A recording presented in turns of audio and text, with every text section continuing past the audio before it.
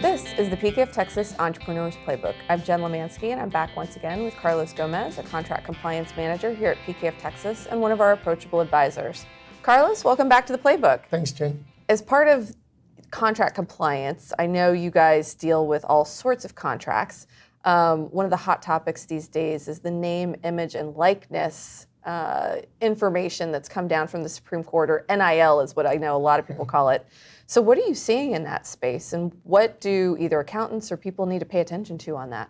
Yeah, so that ruling was actually very decisive and good for students. You know, they've been pushing and fighting for that for a long time, and even students that are now playing professional continue to help push that. What it really means, and a lot of accountants or people within the industry need to keep in mind that that's specific to the student. So them as a person, their name, image, and likeness, or NIL, cannot be regulated by the NCAA. They're kind of allowed to do whatever they want in that.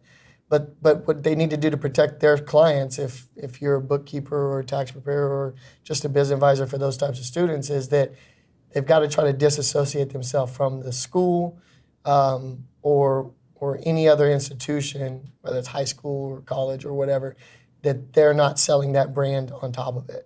And really try to protect themselves from not only trademark infringement of that school, but violating any state laws that may be prohibiting that as well. So we're seeing a lot of movement in this space, and I think you had mentioned to me previously that states, have different laws. So how would a student navigate that, or how would an accountant navigate that if they've got a student whose home state is one state, but they're playing, in another? How does that work? Yeah, so I think you would want to look at it a lot like state and tax laws.